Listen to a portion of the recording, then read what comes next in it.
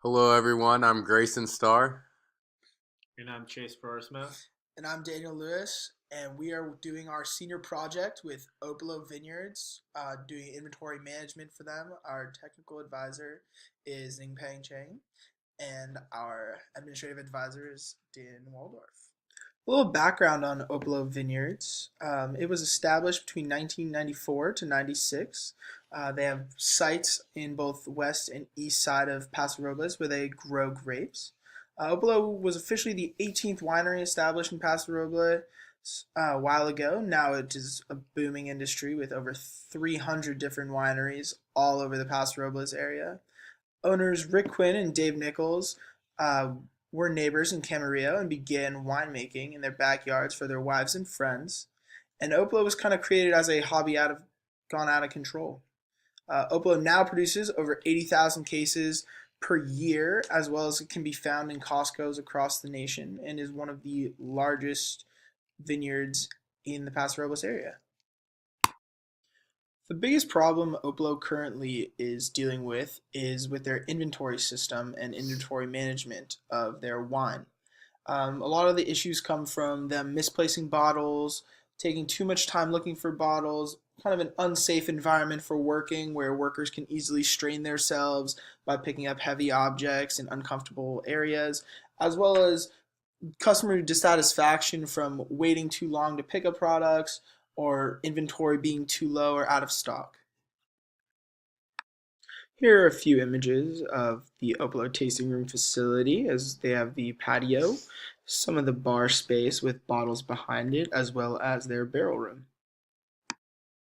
So, next we're going to talk about three literary reviews that were most influential for us. The first one is an economic order quantity model with partial backordering and a special sale price.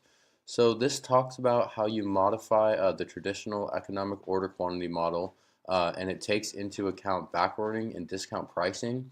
And with this tool, we want to help our inventory forecasting model by reducing the amount of holding cost for Opolo. The next literature review is Development of a Safety Stock Optimization Model with High Demand Uncertainties for Winery Supply Chains. And so this literature review will help us determine the safety stock in a multi-item system, which will help us overall minimize the total supply chain cost.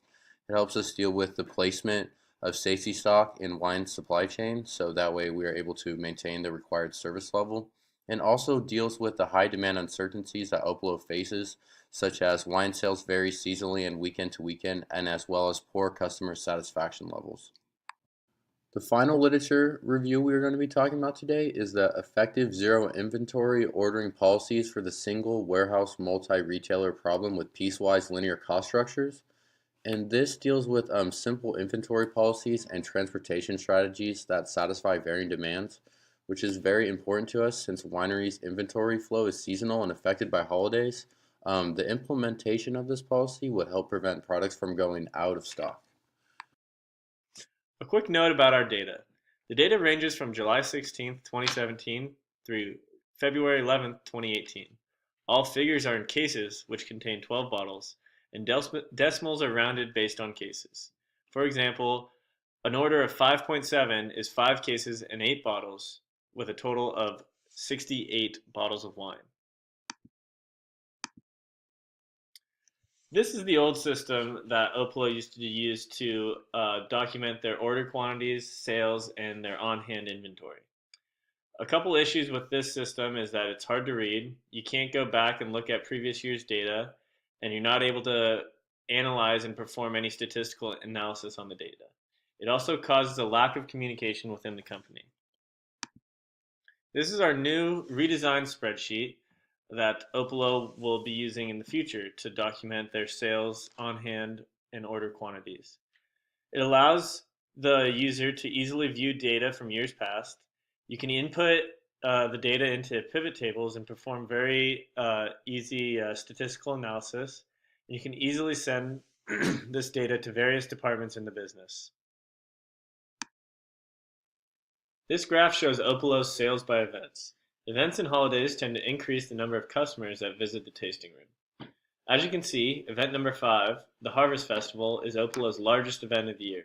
It accounts for nearly 60% of Opolo's sales quantity over the period of time that we analyzed. This graph here shows the total bottles orders by event. In the future, the inventory manager can look back at previous year's order quantities to make sure that they are ordering an amount that is within reason.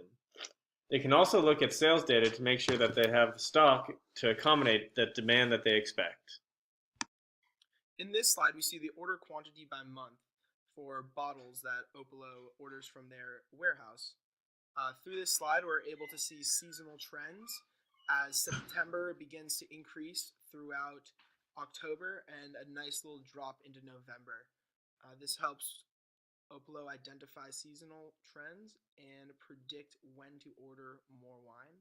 Additionally, the last month, being February or 2, is on the decline, but that comes from us not having complete data. This graph here shows Opolo's orders by week. As you can see, it's very sporadic and inconsistent. The trend line shows that it's approximately at 150 cases per week. We believe that with our implemented strategies, we will be able to level out this graph.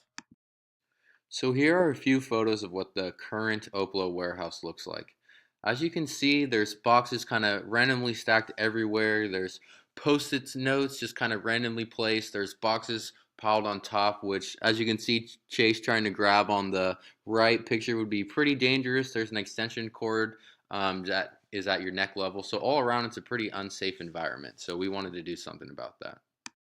From the data that we collected, we were able to organize Opolo's wines from best-selling to least-selling. And with this data, we organized our warehouse so that the better-selling wines are closer to the door and thus take less time to transport. So the Opolo warehouse consists of 2 racks on either side. So one's on the left side and one's on the right side. And with these racks, we wanted to make it easiest and safest for employees to enter and grab the things they need.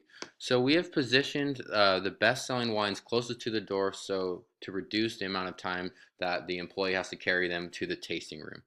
We also wanted to put the wines on the bottom so that way no one had to go up and on the ladder and grab anything which could cause a hazard. So we wanted to put kind of the more lighter goods on the second shelf, and then really the goods on top, the clothing. They're very light and they're just things that really don't get used that often, so it's a great place to put them on top. And on the right side, again, we have all the wines on the bottom. And at Opolo, their white wines are not their most popular, but they're so popular, so we just group them all in this one category. You see the Chardonnay, the Sparkling, the Rosé, so those are all the white wines.